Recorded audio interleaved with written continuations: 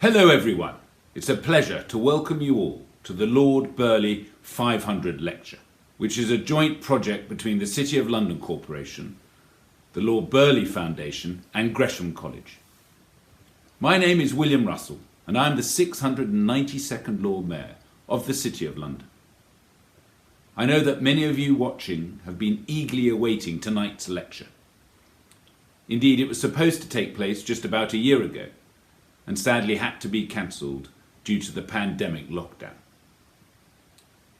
But as I found out when I gave my Gresham lecture this year, having an online platform means many more people can attend from the all too familiar comfort of their own homes. This ability to reach more people is of great importance to the City of London.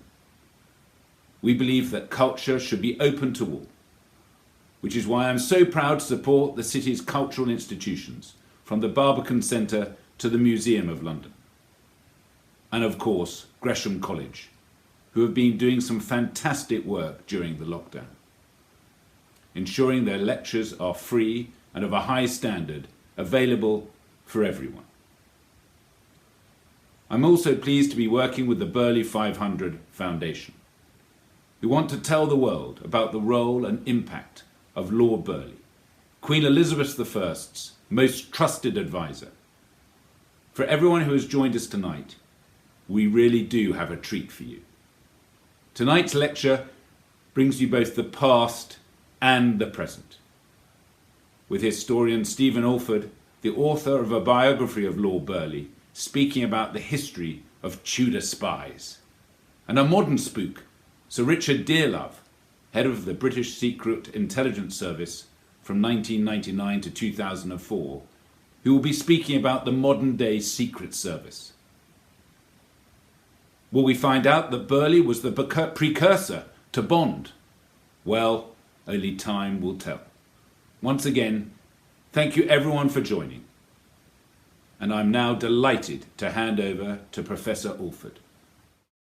William Cecil, 1st Baron of Burghley, dominated Elizabethan politics for 40 years.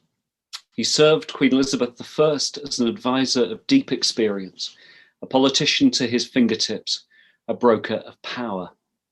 In his 20s, he had quickly worked his way up the career ladder, first as a servant in the late 1540s of Protector Somerset, uncle to King Edward VI.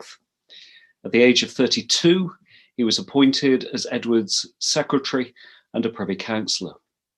A natural recruit to the shadow government of Princess Elizabeth in the last months of Mary I, he was ready when, in November 1558, Elizabeth became Queen. After that, he saw uninterrupted service until the day he died in 1598. Privy Councillor, Principal Secretary, Lord Treasurer, Master of the Court of Wards and Liveries, Baron of Burghley, and Knight of the Garter. Power, office, influence and control by means of paper, patronage and counsel on policy, all underpinned by a self-consciously Roman work ethic. For William Cecil's guide was On Duties, Cicero's timeless handbook on the reconciliation of public service with individual virtue. He was never off duty. He was Her Majesty's voice on paper, and the advisor who in audience gave her good news as well as bad. His opinion was always heard and always mattered, and he exercised power with an easy authority. His commitment was absolute, his focus intense. As he wrote to his son, Sir Robert Cecil, in 1598, "Serve God by serving of the Queen, for all other service is indeed bondage to the devil." The strains of work were heavy. Power came with a cost. "So pestered with business" is a characteristic phrase. Once allowed a precious few days of leave from court, Sir William said that he felt like a bird freed from its cage, but he was still working. Crises and panics at home and abroad occurred with metronomic regularity. Elizabeth would make decisions, but then change her mind, often changing it back again. Colleagues fell out with one another. Burghley's own health suffered, but he never rested, for still urgent papers piled ever higher on his desk. Still hopeful suitors for favour and patronage clogged the corridors outside his chambers at home and court. He was a planner, an organiser, a formidable processor of information, above all, a pragmatist. In policy papers and memoranda, he considered every fact, every angle, every consequence of action and inaction. Delay and procrastination offended his instincts and his experience. He conceived of his service to Elizabeth as a kind of sacrament. He called it divinity. In policy, he knew that reality fell a long way short of perfection. Too much was rushed and left only half done. An ounce of advice was better acted upon in good time than when danger threatened. But as long as I have served the Queen's Majesty, he once wrote, Epimetheus, afterthought, hath had more to do than Prometheus, forethought. William Cecil was the superlative technician of the art of policy, a skilled diagnostician of power. He characterized the Queen's secretary himself as an artificer of practices and counsels. He was a craftsman in the workshop of politics. The European setting for espionage in the 16th century meant that it was a flourishing trade. Divided by religion, Western Europe was riven, in the case of France, by religious and dynastic civil war, or, in the Netherlands, rebellion, as the armies of Catholic Spain menaced Protestant states. The fragility of the English royal succession, the presence in England till her execution of Mary, Queen of Scots, the infiltration of Catholic priests and Jesuits into the kingdom, the fear of invasion, the plottings of a ragbag of émigré dissidents and fantasists with variable foreign backing, King Philip II, the popes, the Dukes of Guise, all of these gave to the mid-Elizabethan decades a Cold War aspect. For Elizabethans, the greatest danger was security, a word which to them meant carelessness, overconfidence, complacency. In these times, intelligences, spies, official and unofficial, flourished. For information was essential to all sides, just as it was vulnerable to febrile politics and to manipulation by rivals at court. Espionage was a patronage game, information and exchangeable commodity, to be converted into cash or credit with patrons, or even fixed office and preferment. Many courtiers and privy councillors had their own sources of delicate information, for in their world there was no secret service as such, no bureaucracy, no fixed career structure, few expectations of professionalism, little by way of testing and corroboration, other than instinct and experience. But it was the Queen's secretary who was the preeminent master of intelligence gathering, often in consultation with Elizabeth herself. The Queen was briefed and might insist on reading secret papers, this occasionally to the frustration of her ministers. Secret intelligence was held by the secretary in his office. For Lord Burghley, at Burghley House on the Strand, for Sir Francis Walsingham at his house on Seething Lane near the Tower of London, or his country retreat of Barn Elms, or indeed for any secretary, wherever the court happened to be. In the months that followed Walsingham's death in April 1590, Queen Elizabeth herself presided over the transfer of his cabinets and boxes of secret papers into the custody of her Vice-Chamberlain, Sir Thomas Heneage, and so on to Burghley.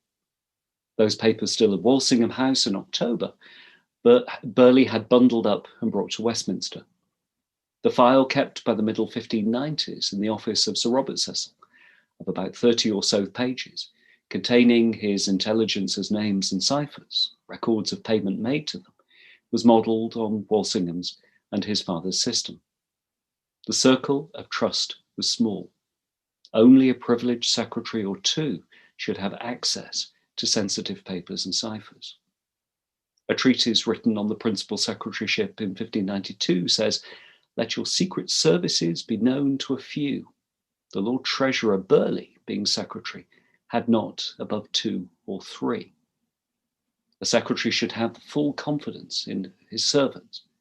You must have a care that they which be about you be no advertisers of any matters, but where and when and to whom you shall appoint. Just as a minister gave his personal service to the Queen, so intelligencers worked directly to ministers, and sometimes in their households. Diplomacy and secret intelligence blurred. Intelligencers sent abroad by the secretary on covert missions might also serve as royal couriers, paid from the accounts of the Queen's chamber. The most skilled cryptanalyst of his generation, Thomas Phillips, was Walsingham's servant, as well as a royal pensioner, and later on, an official of the London Customs House. He was on standby for anyone who needed his skills: Walsingham, Burghley, the Queen herself. He himself had a clear conception of what this work was. To Sir Robert Cecil in 1600, he wrote that the principal point in matter of intelligence is to procure confidence with those parties that one will work upon, or for those parties a man would work by. Phillips knew his own talents, advertising that dexterity I may have. After 1590, Lord Burghley and Sir Thomas Heneage set about pruning back those intelligences they had inherited from Secretary Walsingham, many of whom had been on the payroll for a number of years, some known to be compromised and selling their services to the enemy. They retrenched, exposing just how slim good intelligence was, especially on Spanish military and naval dispositions in the years after the Great Armada. Politics began to intrude, most particularly the rise of the ambitious Robert Devereux, Earl of Essex, as well as Lord Burghley's own longer-term planning for his son Robert. Thomas Phillips, for one, found himself caught up in these power games. For a time, to Walsingham's death, he funded agents out of his own purse, until in 1591 he was taken into the service of Essex. Essex, keen to build up his own reputation as a foreign policy and intelligence specialist, had high hopes for Phillips and gave him a generous budget. Phillips was recruited for Essex by Francis Bacon. With Bacon's brain and Phillips's long experience, success was surely inevitable. The operation they contrived played to Phillips's specialism: the penetration of émigré groups of dissident Catholics in the Netherlands with the use of double agents, and Essex enthusiastically touted it at court. But they failed, at least in delivering spectacular success. Essex wanted a quick return for his money. His self-advertisement backfired. The Queen was unimpressed. Phillips's political credit was quickly in the red.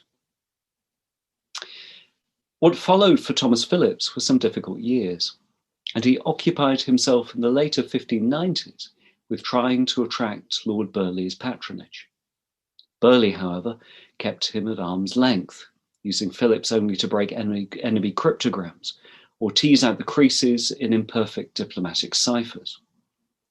Rejected by Essex and not wholly trusted by the Cecils, Phillips knew as well as anyone how fragile an occupation Secret Service so often was. Lord Burghley was a compulsive strategist, especially when it came to the career of his son Robert. After 1590, he was carrying the weight of exchequer, wards and liveries, as well as acting as principal secretary, a post the Queen left unfilled for 6 years. Positioning Robert Cecil became a priority, 1591 a key year.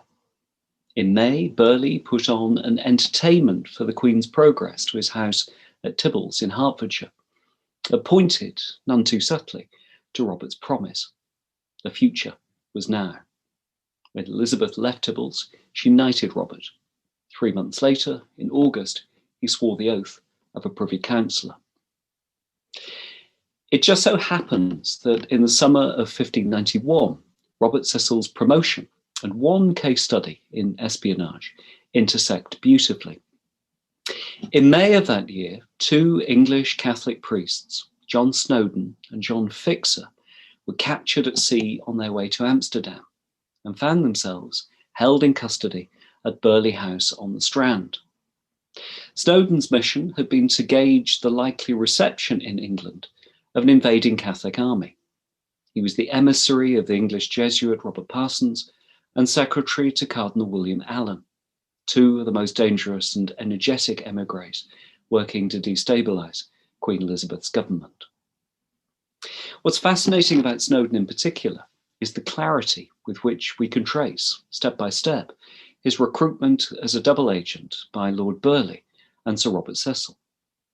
Father and son worked together, establishing the truth of Snowdon's story, testing each element of it, preparing him carefully for his return to the continent, finessing his explanation of his months in England, setting out the practical arrangements for passports and secret future communications. The psychological aspects of Snowdon's confinement over 3 months are compelling, as we see in the papers his early bravado faltering under close questioning, Burghley the hard interrogator, Sir Robert the sympathetic ear. The layers of who Snowdon really was were carefully stripped away. For Snowdon, there were only obligations of service and no guarantees. Given the stringent penal laws against Catholic priests working secretly in England, he was fortunate to be alive. And Burghley made this very clear to him, using Sir Robert Cecil as his messenger. It is expected at your hands that this great favour showed you must bring forth good fruit with profitable correspondency for Her Majesty's service and your country's good, which is the true end of your enlargement, and cause of this extraordinary favour which many others do thirst for. Snowdon was freed, in other words, on clear conditions of acceptable service. The investment of effort, in his case, was worth it. Snowdon went on to report to Robert Cecil on Spanish military and political thinking and the activities of Jesuits working secretly in Scotland. He forwarded letters he intercepted, these by some of Elizabeth's most formidable enemies. There were Catholic rumours of his disloyalty, and in 1597, reliable sources of news in Antwerp said that Snowdon was under the protection of certain English noblemen. In 1599, he was named publicly in a pamphlet as Lord Burghley's spy, yet he survived. It's hard, even in the case of John Snowdon, to discount or disregard politics. The fashion of the 1590s was for the big beasts of the Elizabethan court to reveal putative plots and conspiracies in the hope of impressing the Queen with their energy of hunting down Her Majesty's enemies. With the Earl of Essex busily building up an intelligence service of his own, the Cecils necessarily countered, though sometimes Robert Essex and Sir Robert Cecil collaborated. So much energy, often so little design. So it was in the 1590s that, tellingly, various Spanish naval armadas against England went practically unnoticed. The tensions and inconsistencies are plain. Sometimes Elizabethan intelligence work was excellent, sometimes it was atrocious. It was always about more than making informed policy. But that at least was an aspiration. By 1598, Sir Robert Cecil, by then the Queen's Secretary, had an espionage system in place. A consciously designed network of individuals, often merchants or merchants' factors, in Spain, France, and Rome, as well as in friendly countries like Sweden, Scotland, and the United Provinces of the Netherlands, budgeted for in terms of annual allowances and one-off payments, and run mainly out of Sir Robert's private office. He also employed those he called spies and false brethren. He meant priests and Catholic informants, individuals like John Snowdon. There was no one more sensitive to the dangers of complacency than Lord Burghley, no sterner enemy to Her Majesty's enemies. In a particularly bruising early interview with John Snowdon, Burghley told the young Jesuit that what he had so far offered by way of information amounted to nothing more than vulgar and trivial intelligences and to no great purpose. Long experience gave him a formidably testing, critical eye. The same was true of Sir Francis Walsingham and of Sir Robert Cecil. The author of the 1592 treatise on the secretaryship expressed it rather neatly. Be not too credulous, lest you be deceived. Hear all reports, but trust not all. Weigh them with time and deliberation, and be not too liberal of trifles. Observe them that deal on both hands, lest you be deceived. I'm now going to pass you for a modern perspective to Sir Richard Dearlove. Stephen, thank you very much.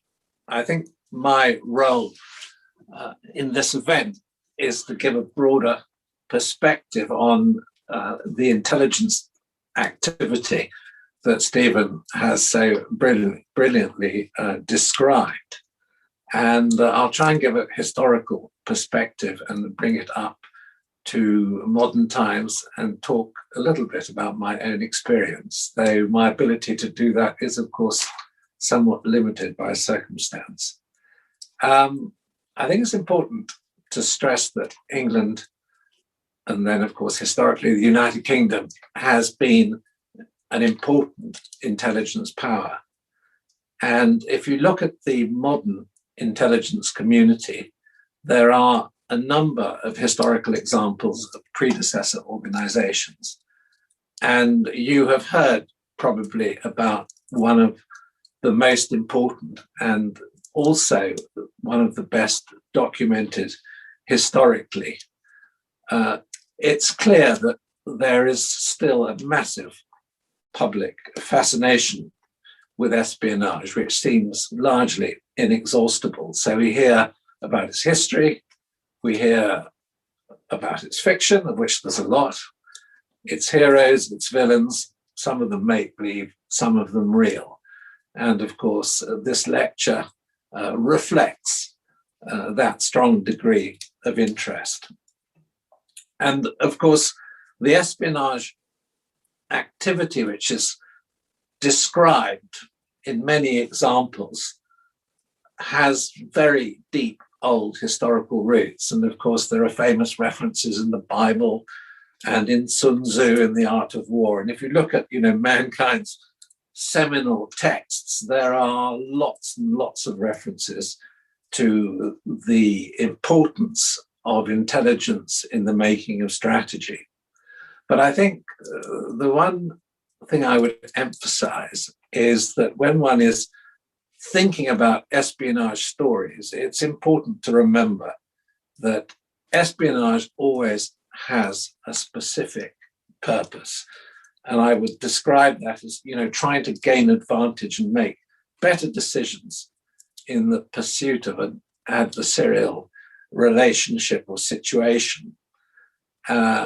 You heard Stephen draw a parallel between the Cold War and 16th and 17th century Europe. And there's no question that Spain of the 16th and 17th century, if you wish, was the equivalent of the Soviet Union in terms of being the regional superpower fundamentally opposed to the rise of Protestant states in Northern Europe, and of course a constant threat to Elizabeth's throne and to England's safety. So if we look at the methods that William Cecil and Walsingham were both using, they're pretty classic. They were attempting to penetrate the Spanish-backed Catholic conspirators who wanted to overthrow Elizabeth. And they were accessing also, as you've heard, their secret communications flowing between the Spanish court and their agents scattered around Northern Europe. They were using human intelligence, they were using a type of intercept, and they were decrypting coded messages. Now, this is a description that could certainly apply to the West's response to the threat from the Soviet Union during the Cold War.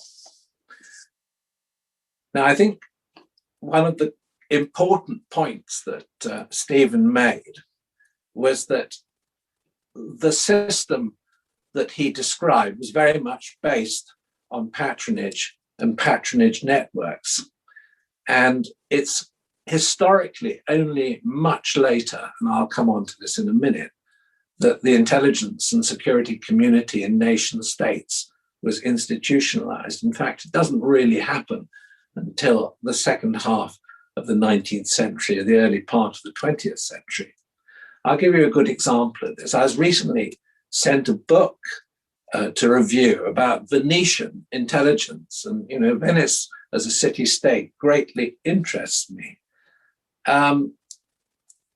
Having examined carefully the way that this book was written, in the end I decided not to review it because it struck me that it was describing what I would have thought was Venetian diplomatic reporting and not espionage.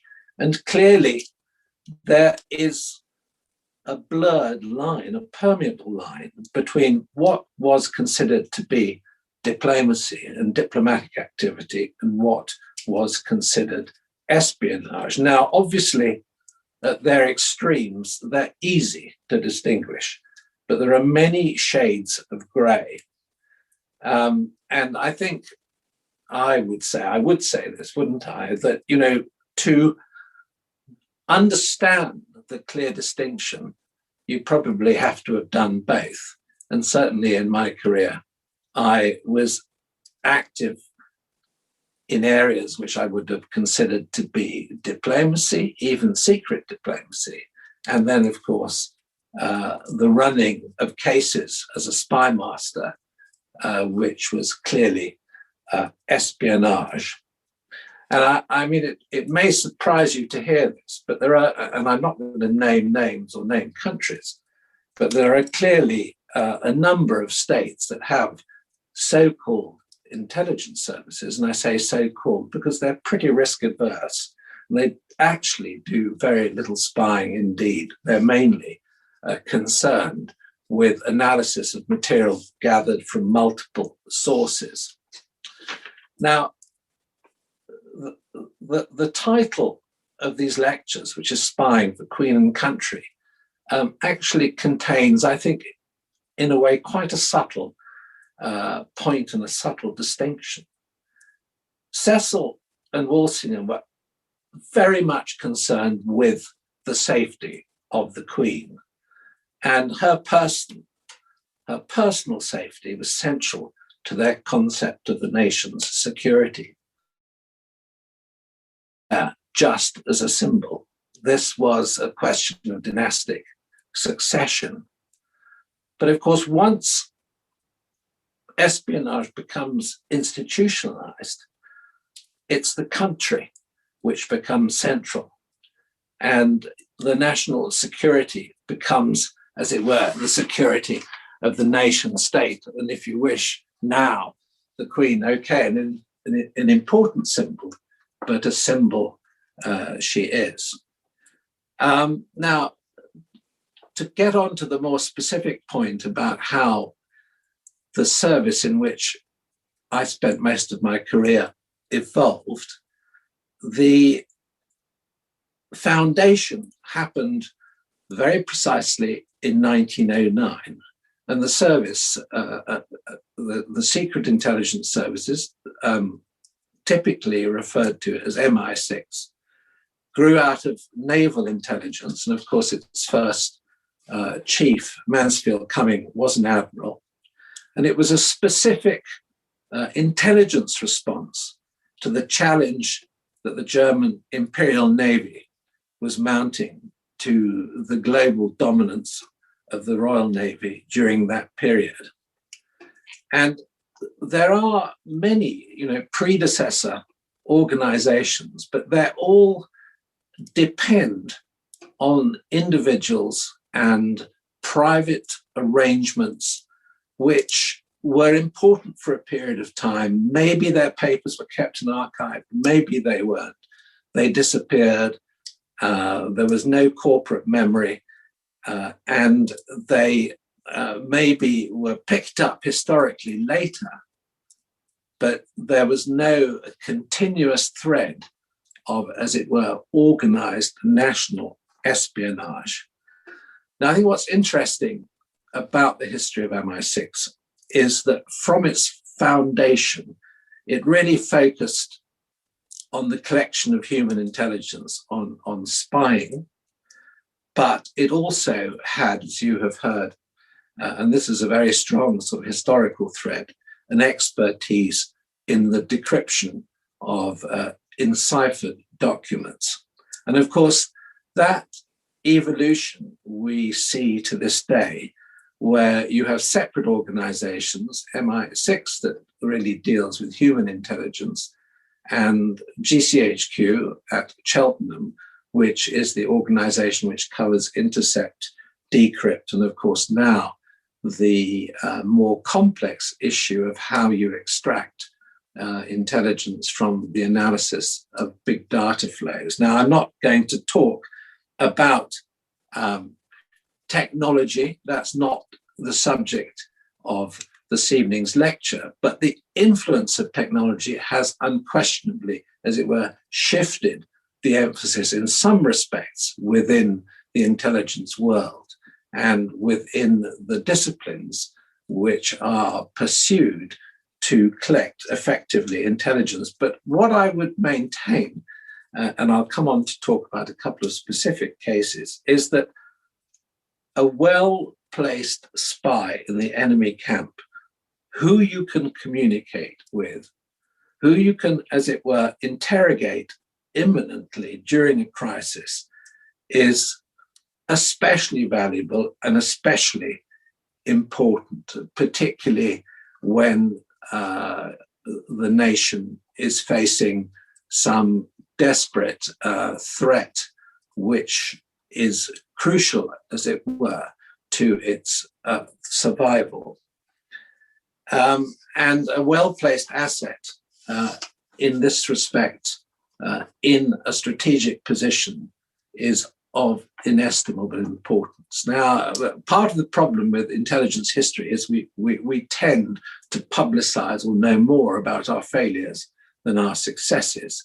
And of course, we were recently reminded of one important failure with the death in Moscow of one of England's blackest traitors, George Blake.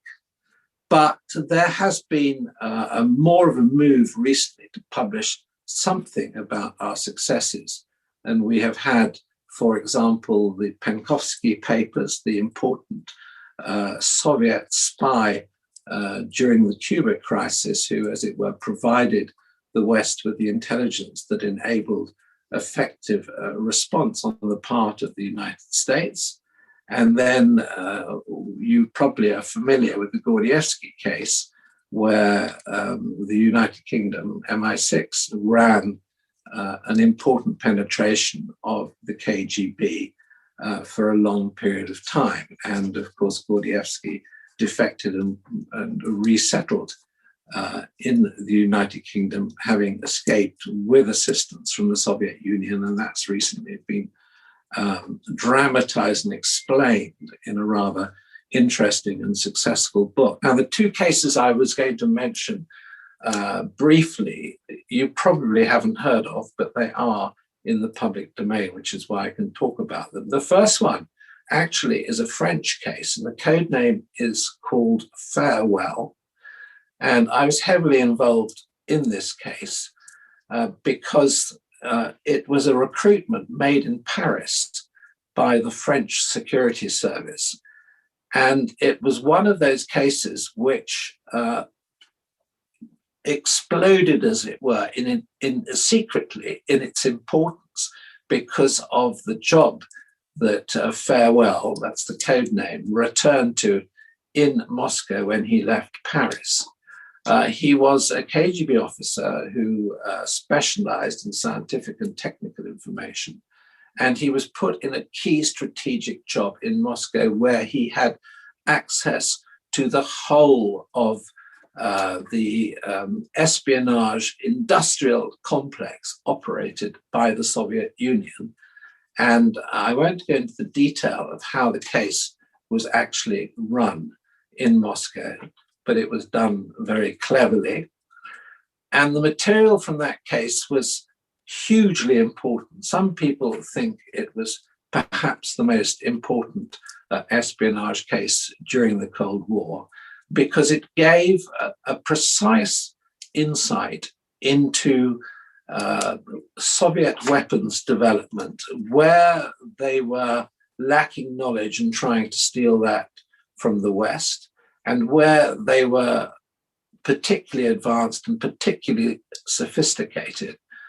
And over a period of time, Farewell gave the West a complete description of this aspect of the Soviet strategic military economy. And the case is a good example of how an espionage case can become a bargaining chip, because the French state used it ruthlessly in order to have a much better and closer relationship with Washington. And that, as it were, quest was largely successful. There is a book published in French. There is a movie about the case. They're both in French, but those of you who are French speakers, I strongly advise pursuit and interest in this case because it is so unique and so unusual. The other case I was going to mention briefly, perhaps is less spectacular, but it is an important case because of the insights that it gave the United Kingdom. And I was personally the case officer for this spy. And the reason that I can talk about it, because I can't normally talk about these things, is that the archives containing details of the case have recently been released in the Czech Republic. The case is important because it was a major penetration of the Czechoslovak secret services, in particular the section within the Czechoslovak service that was responsible for operating cases against the United Kingdom. And the key officer in that department was a British spy. Therefore, we were able to, as it were, promote his career to make him look more successful than he would have been without our assistance, and therefore to widen his access in this important Warsaw Pact service. Well, you may ask, why was the Czech service important, or Czechoslovak service? Because it was before the country divided. And the reason that the service was important was because the Czech Republic in particular had a very sophisticated level of education and industry, and a small but highly capable service. And for example, in the 1960s, maybe you were surprised by this fact, it had managed to recruit 4 quite prominent members of parliament in the United Kingdom. So the threat was serious and important, but attack being the best means of defense, we were able, as it were, to remain on top of the problem and know exactly what the capabilities were of our adversary and how, as it were, we could protect ourselves from this important Soviet ally at the time. The case has a somewhat strange ending, because the agent, whose code name was Freed, actually died of a heart attack. Perhaps that was an aspect of the stress that his espionage caused him. He wasn't in great health. But after the Velvet Revolution, what he had hoped for actually happened. And what he had hoped for was that his daughter would, as it were, benefit from what he had done. And the new Czech government that replaced the communist government after the Velvet Revolution, led by Václav Havel, found this woman, and the very large sums of money that Freed had accumulated in the West, which he had not been able to touch when he was an active intelligence officer, went to his daughter, who I'm now pleased to say is a very wealthy and successful businesswoman in Central Europe. I hope that I have been able to establish, as it were, a thread that runs from Cecil and Walsingham to modern times, and give you an idea of the commonality of the activity conducted in order to protect this nation, despite the gap of 500 years between those experiences. There is a lot in common, but of course the biggest change now is that the organizations responsible for conducting espionage and protecting our national security are highly professional, highly organized, and very much operating within a legal and constitutional context.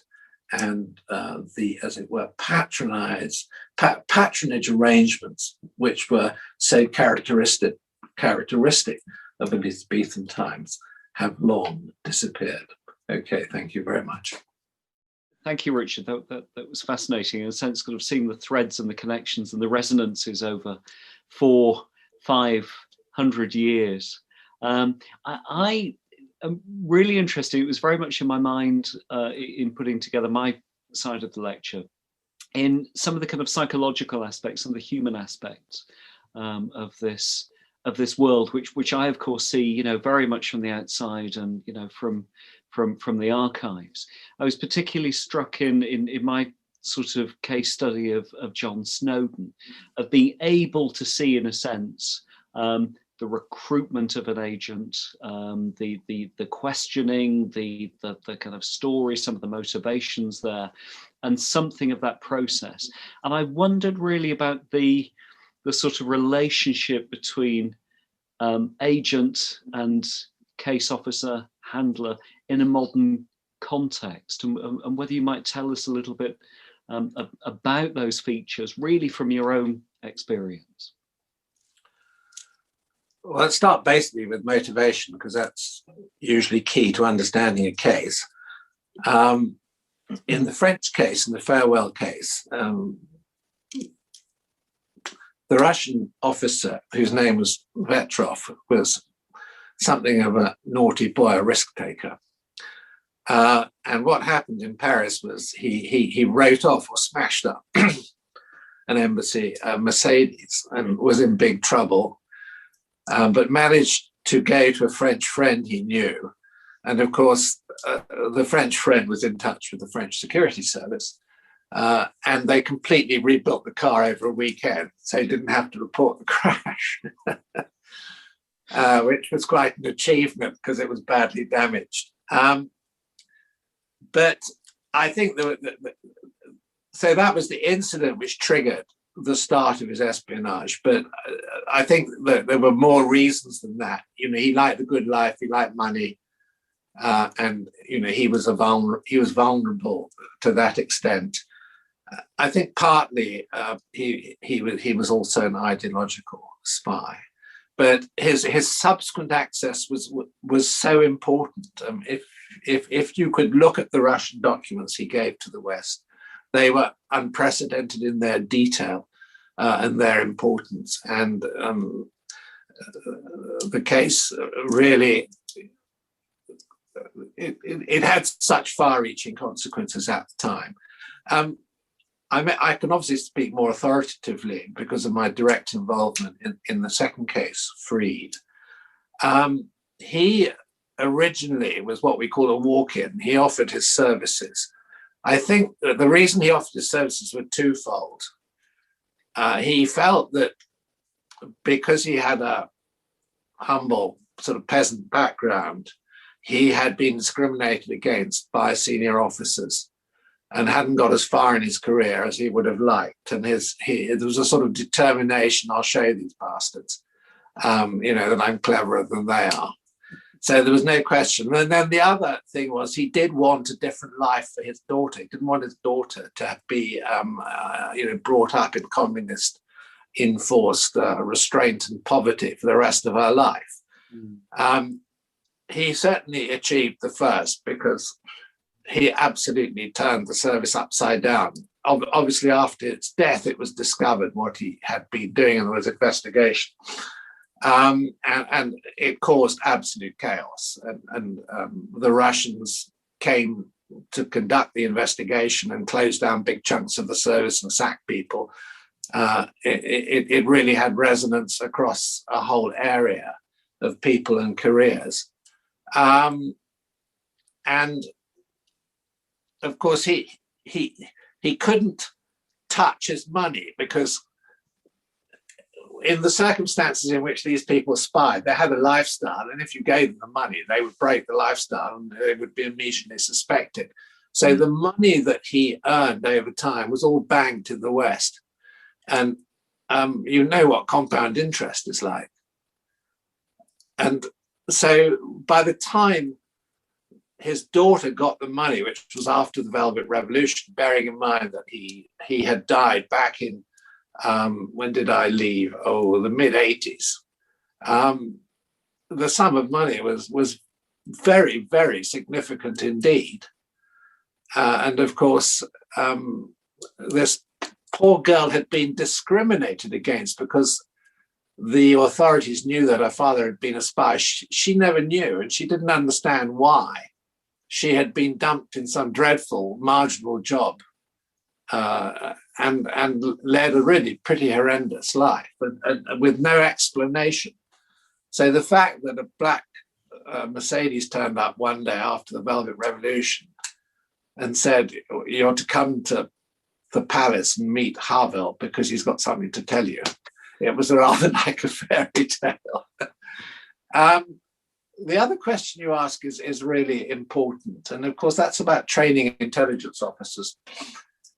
And as an intelligence officer running these sorts of cases, they are quite tricky. You have to be able to empathize.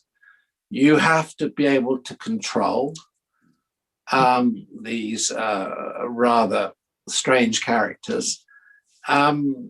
Really, you're looking to build a relationship, but not a relationship which can't be changed when you're replaced, because inevitably you're going to run it for 4 or 5 years. You're probably not going to run it for 20. And it's about striking exactly the right personal note. So I think you need people who are able to sort of sublimate their personality, but at the same time remain quite strong characters. I mean, I think I could write a book about being a case officer in a complex espionage case.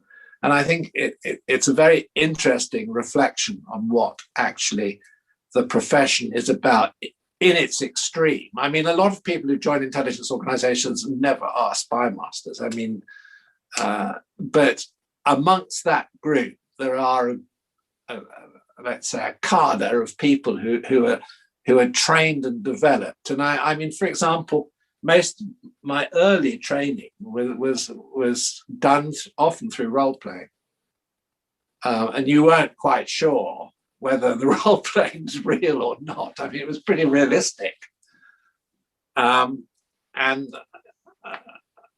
I started off doing this really at a ridiculously young age and spent nearly 35 years just running cases. I mean, that was my job for a very long time. Enormously interesting. And of course, 99% of these cases that I can't talk about. It's just the ones that have, as it were, fallen out into the public domain. And even then, I mean, it's only because I was in a very senior position that I am really able to talk about them now.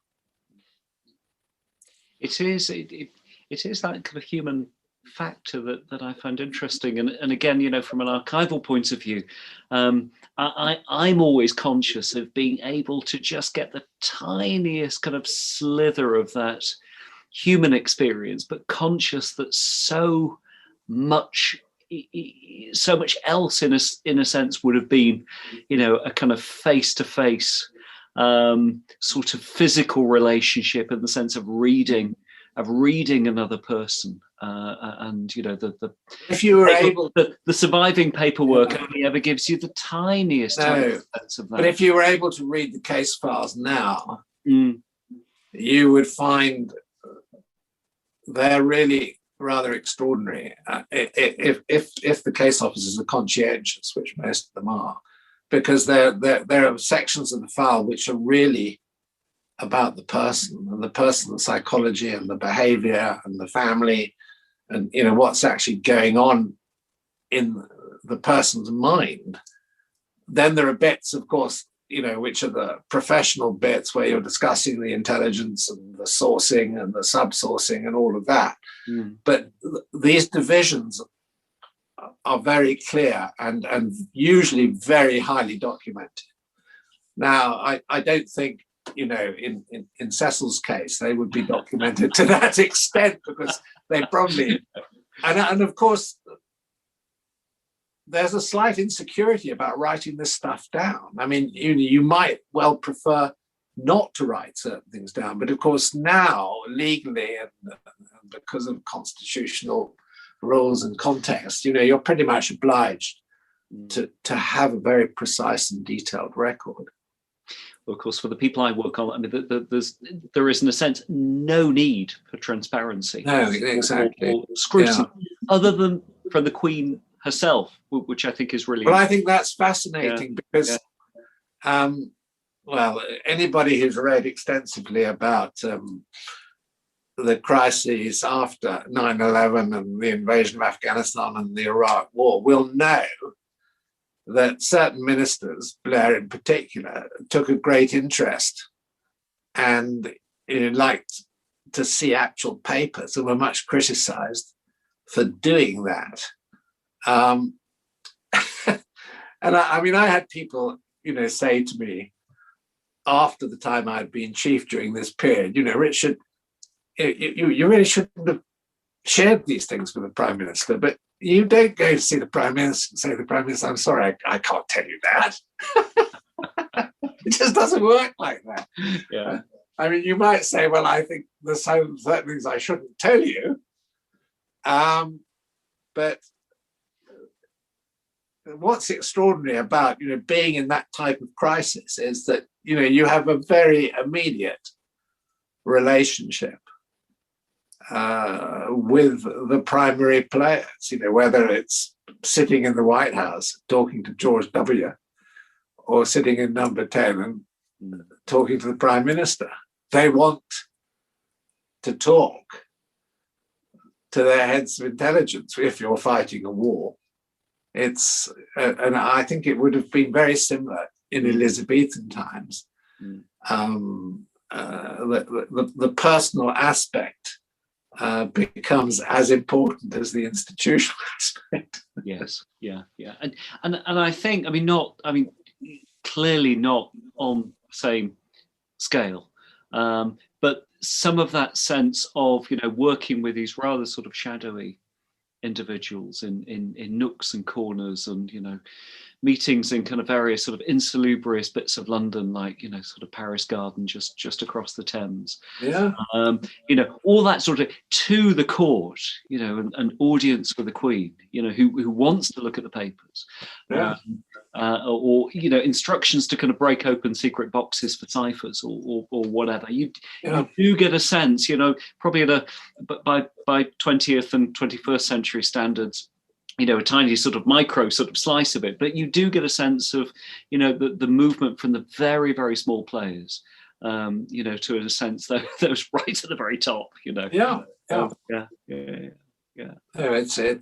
It's fascinating, and I think what's so interesting about the Elizabethan example is because it is, as an affair of state, important and central to what's going on, and they are employing techniques which are clearly not diplomatic. I mean, they have crossed that line clearly into espionage.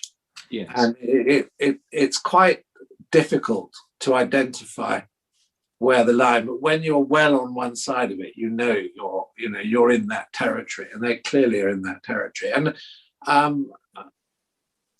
ever since I was in the service, we very much look to that period as the first period in English history when it's absolutely clearly and precisely designated that there is a sort of national espionage effort being conducted. And then, of course, during the Civil War, you've got Thurlow doing the same for Cromwell, whereas the Royalists were hopeless. Charles I couldn't hack it.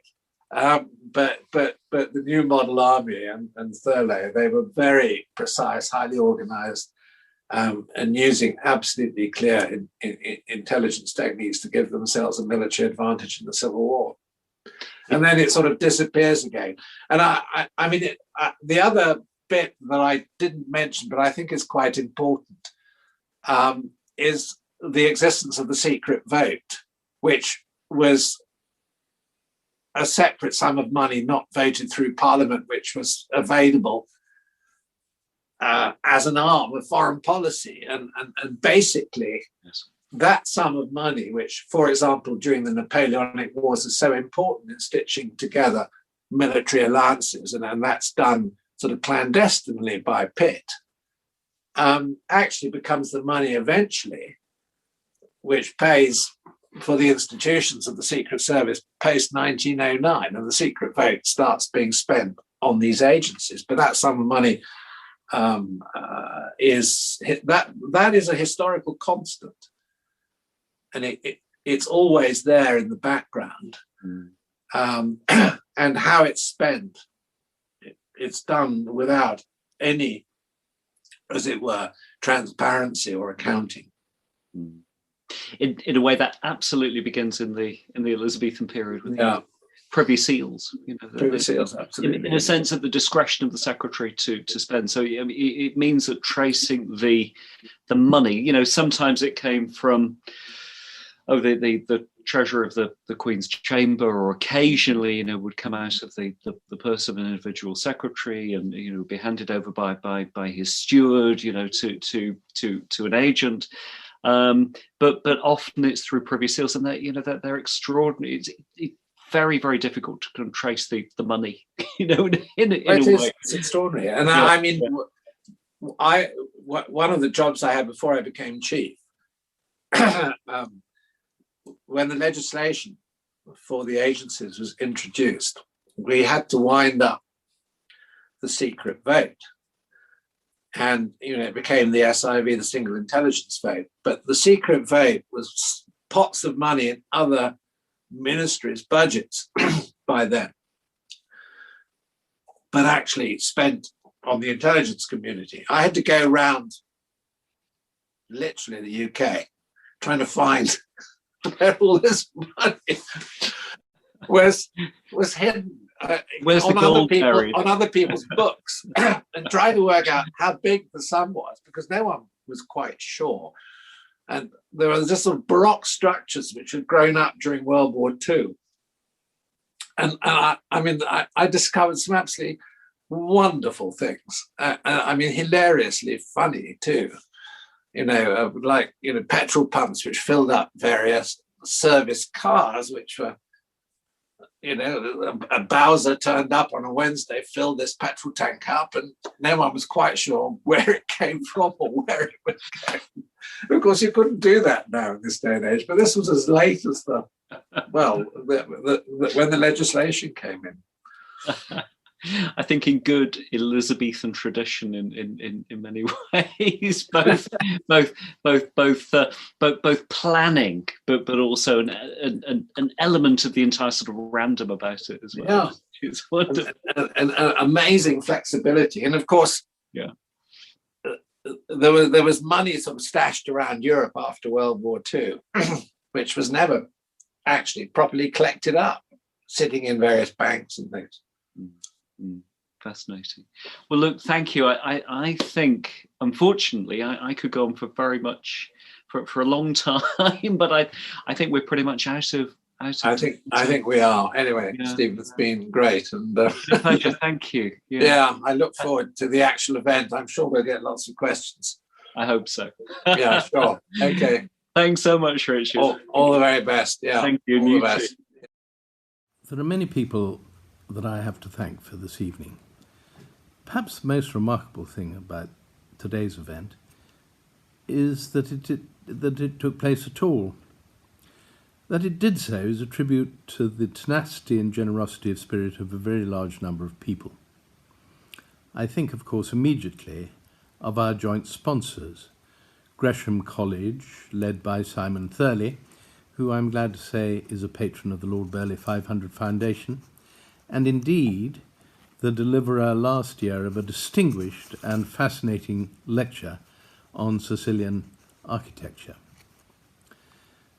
Together with his colleague, Dr. Claire Loughlin-Chow, and her team. Faced with a virus, they barely turned a hair when taking on the administrative difficulties of morphing a live event in the Guildhall via a, at one moment, projected halfway house into something which became a wholly online event. Our team has been hugely grateful for their professionalism and enthusiasm throughout the arrangements. And I do thank them most sincerely for what they've done. I'm equally grateful to my Lord Mayor and the Corporation of the City of London. My Lord Mayor, you have given a very elegant introduction, if I may say so, today, and have given us every support, as indeed has my old friend Paul Double, the Remembrancer, who, like Dr. Thurley, is also a patron of our foundation. Actually, there's almost no commemorative enterprise that I've been involved in over the years where I have not enjoyed Paul's enthusiastic and constructive support. The Lord Burghley 500 Foundation is the latest in that line. It'll be a relief to you to know, Paul, that unlike you, I'm getting too old for this sort of thing, and this is probably the last time that I shall trespass on your good nature. However, in this, as in so much else over the years, I owe you a very great deal, so thanks to you particularly. Now, I do think it's appropriate that Gresham's name and the City of London's name should be associated with these celebrations. Gresham himself, after all, collaborated with Burghley in stabilising the currency after the accession of Queen Elizabeth I, and in doing so, creating the conditions which enabled the city to become the financial powerhouse it remains to this day. Among others, I must also thank are my distinguished steering committee on the foundation, and, of course, my kinswoman and co-chairman, Miranda Rock of Burghley House. And in that category, of course, especially, I must thank Nog Sorden and Shana Fleming, who are really the engine room of our efforts and without whom nothing at all would happen. My principal task this evening is to thank our two speakers. Professor Alford's book, The Watchers, I found utterly compelling when I first read it, and I know we I knew we were in for a treat when he kindly accepted our invitation over a year ago. Equally, Richard Dearlove was as compelling this evening. And if I draw any conclusion from their joint efforts, the contrasts in his field between the 16th and 21st centuries in the world of espionage are obvious. But equally, I think the objectives and techniques of the trade seem to be curiously unchanged. So I suppose we can conclude, at least on one thing, that the human factor is the same and is equally important. After all, as I think Kant once observed, we're all made of the same crooked timber, both in the 16th century and in the 21st. So thank you both speakers, for a hugely memorable experience. You've not only provided illumination, but have been charmingly flexible about the mechanics we've needed to put this show on in the face of the assaults of the virus. So thank you for that too, and for your patience. Perhaps the people I should thank most is all of you who've turned out to listen and to watch this evening. We're delighted by your interest, and indeed relieved by the sheer numbers who have applied. It's meant that paradoxically, we've reached perhaps a wider audience than if we'd been able to stick to the original plan. So there are some unforeseen beneficial consequences to the virus, perhaps. I'm biased for obvious reasons, but if your interest encourages my family's view that the 500th anniversary of the old boy's birth is worth celebrating, then this has been a worthwhile effort. Burghley did so much to create the Britain of the centuries that followed his death, and there are so many parallels, aren't there, between his age of huge change and ours, both of them driven inevitably by great developments in technology. I hope that as our programme of events unfolds, that you'll all be able to support this programme. You will find them listed on our website. Some will be virtual because of the virus. Others have been postponed to next year, including the great service in Westminster Abbey, which we are due to hold in June 2022, thanks to the enthusiasm of the Dean, who is himself a distinguished Tudor historian. I hope that representatives of causes and institutions that were dear to Burghley's heart will attend, but also as many descendants of Burghley as possible will make the time to come and commemorate their great ancestor's birth. As far as the Lord Burghley Foundation itself is concerned, we, of course, will be coordinating the events to mark the 500th anniversary, but we hope we'll also be able to leave a relatively modest legacy as a result of this year's activities. We hope that that legacy will be in the form of bursaries and fellowships at St John's College, Cambridge, which was Burghley's own college and a forcing house for people of his persuasion in the 16th century, but also other educational institutions, perhaps schools in particular, around houses where Burghley himself was influential and was connected. If any of you wanted to contribute to that legacy, we would be both touched and grateful, and details again are on our website.